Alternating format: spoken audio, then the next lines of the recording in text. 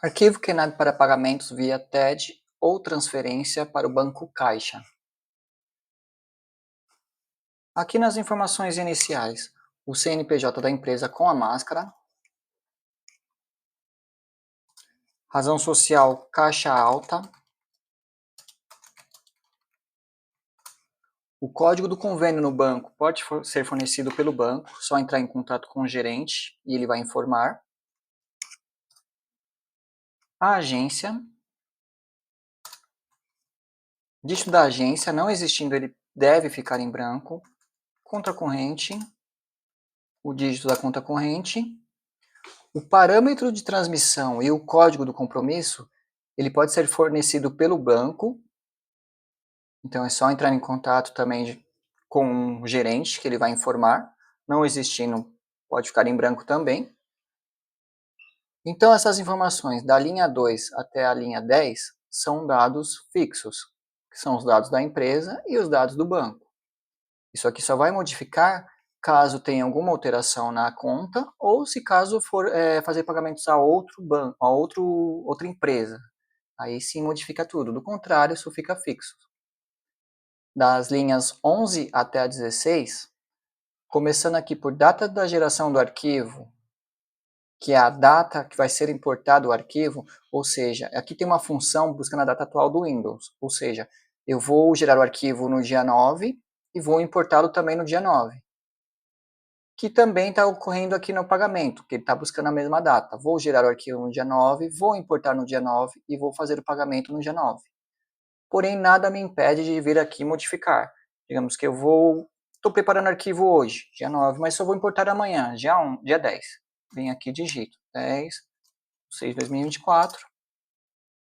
Ele já mudou aqui, mas também digamos que eu também não vou fazer o pagamento amanhã, vou fazer o pagamento daqui a 3 dias. Vem aqui, posso colocar no mais 3, que ele já vai entender que vai pagar no dia 13. Ou eu posso também digitar 13/6/2024. Fica a critério. Mas aqui precisa dar sempre manutenção. Caso não for optar por essa informação de gerar e importar no mesmo dia, pagar no mesmo dia, tem que estar sempre atento para dar essa manutenção aqui. O número sequencial do arquivo funciona assim. Vou gerar o meu primeiro arquivo hoje, vou fazer uma TED, pagamentos a outros bancos. É o arquivo 1, sequência 1. Também tem alguns favorecidos, fornecedores ou funcionários que têm conta também no Banco Caixa, então já é crédito em conta corrente. Uma transferência, eu ponho o código 2 e gero o arquivo para eles. Hoje eu vou gerar mais um pagamento, preciso fazer mais uns pagamentos aí. A sequência é 3 e assim por diante. Nunca repetir essa sequência para não dar erro de duplicidade lá no banco. Sempre estar modificando isso aqui. O tipo do serviço. Temos aqui pagamento a salários, pagamento a fornecedor ou pagamento diversos. Vou deixar aqui marcado pagamento a fornecedor. A forma do lançamento, crédito em conta corrente, crédito em conta poupança ou TED, outra titularidade. Vou deixar aqui a TED, lembrando que são arquivos separados. TED, pagamentos a outros bancos, é um arquivo. E o crédito em conta corrente ou conta poupança, a transferência, seria outro arquivo. Nunca juntar. A data do pagamento, eu já informei que está buscando uma funçãozinha aqui.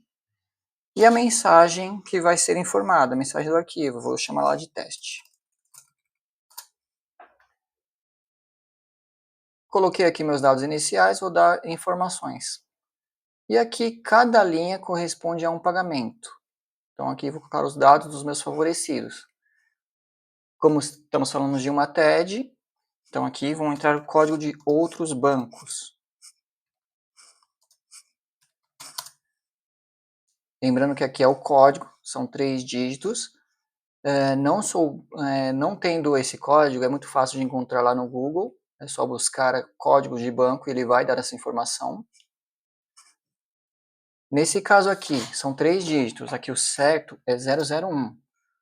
Porém, digamos que o meu Excel ele me trouxe apenas um 1, não precisa se preocupar, que o Excel, a macro vai completar o 0 à esquerda.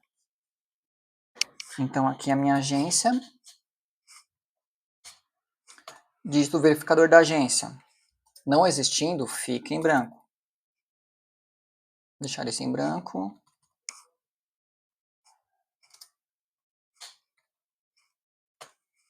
Mesma coisa, não precisa se preocupar com o zero à esquerda. Digamos que aqui tem os zeros antes, mas o Excel não trouxe, não precisa se preocupar que o Excel vai completar.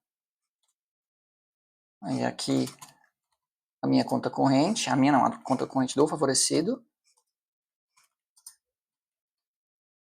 o dígito, não tendo dígito fica em branco, o nome do favorecido, caixa alta, lembrando que pode ser feito pagamento tanto a pessoa física como a pessoa jurídica.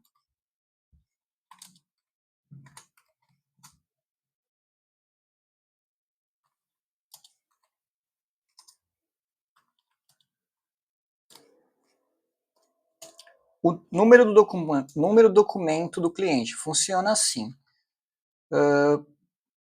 Esse número não deve ser repetido, pode ser uma sequência, como no caso aqui 1, 2, 3, 4. Digamos que eu tenho os funcionários e cada funcionário já tem o seu código interno aqui. 1789, 586, pode estar utilizando ele também. Por quê? Esse código aqui ele funciona para o arquivo de retorno também. Então, mandei o arquivo de remessa, 50 pagamentos, 3 deles voltaram, eu preciso saber o que aconteceu. E esse número de documento a gente consegue descobrir quem é a pessoa, a gente vai descobrir se foi o CPF ou o CNPJ que estava incorreto, se foram os dados bancários que estavam incorretos. No arquivo de retorno vai ter essa informação. O valor do pagamento, R$100 nesse, 150, 158,25, R$100,58. Aqui eram R$100, que era 100,00, mas o Excel excluiu para mim as casas decimais. Não precisa se preocupar. A macro vai entender que aqui é R$100, ele vai completar com as casas decimais, aqui no 150 também. O que aqui a gente tem que tomar atenção é a formatação só pode ser geral ou numérica. Se tiver como texto, vai dar erro, porque ele precisa fazer um cálculo aqui do total dos pagamentos. Então aqui deve estar sempre como geral. Se for copiar e colar de outra planilha, o que eu recomendo? Deu Ctrl C lá na planilha, veio aqui, o Ctrl V, em vez da Ctrl V, vai clicar com o botão esquerdo e vai vir na opção colar valores, que ela está oculta aqui para mim. Deixa eu simular aqui. Porque assim ele não vai apagar a formatação, ó, apenas valores, ele vai trazer apenas os números e não vai dar erro. Porque se der um Ctrl C, Ctrl V, ele pode trazer espaço em branco, pode trazer alguma sujeira e aí vai dar erro.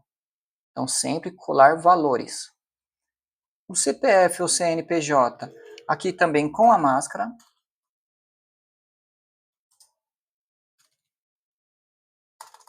Aqui é um CNPJ. Por que com essa máscara? Lá no layout, ele exige que esteja sem essa máscara. Porém, para o Excel entender, para a macro entender quando se trata de um CPF ou um CNPJ, ele precisa dessa máscara aqui. Ele vai retirar, mas ele vai colocar o código dizendo que é um CPF ou um CNPJ. Então, sempre com a máscara. Essas informações aqui para frente são os dados do endereço. Não precisa ser os dados do favorecido. Aqui a gente pode utilizar os dados da empresa. Então aqui eu vou fazer só uma linha e vou replicar para as demais. Complementos não tendo, pode ficar em branco. Centro.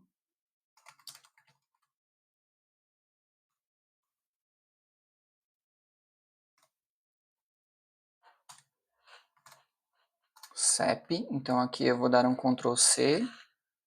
E vou colocar aqui para as demais. Estou dando Ctrl V aqui porque como é na mesma planilha, é a mesma formatação, então não tem problema nenhum. Fiz isso. Então tenho 4 pagamentos aqui, vou gerar o meu arquivo. Botão Kenab. Ele me prepara o arquivo.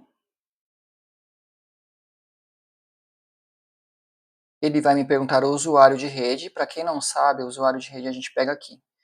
Abre alguma pasta, vem em este computador, unidade C, procura a pasta usuários ou users, e aqui vai ter uma lista dos usuários. Eu preciso saber o usuário que está logado nesta máquina. Eu sei que é o Vinic, que tem acesso à pasta de download. Então eu venho aqui e digito só o nome do meu usuário, Vinick, vou dar um OK. Aí me pergunta o nome do arquivo, vou chamar ele de teste Knab. OK de novo. Se eu digitei o meu usuário corretamente, arquivo, salvo em downloads. Vou dar um OK. Agora eu vou abrir a minha pasta de downloads. Meu arquivo teste. Está aqui o arquivo com 240 posições, cada linha. Para quem não sabe, esse 240 significa que são um total de posições, como temos o layout 240 e o layout 400. Não tendo esse número de posições lá no banco vai dar erro. Dois headers, que é um header de arquivo e um header de trailer. Ou, perdão, um header de arquivo, um header do lote. E aqui também são dois trailers, um trailer do lote e um trailer do arquivo. E os dados dos meus favorecidos. Então esse arquivo aqui está pronto para ser importado. Eu não tenho conta, não posso fazer um teste lá de importação. Mas voltando aqui no meu Excel. O que eu preciso explicar também? Digamos que eu estou com um desses favorecidos, esse aqui está errado. Eu não posso chegar nele aqui e dar um selecionar a linha e excluir. Porque isso vai danificar a macro e as funções. Eu tenho que selecioná-lo, ou eu aperto Delete para que ele limpe a minha linha, ou eu venho aqui e digito um novo favorecido. Coloco uma nova pessoa aqui.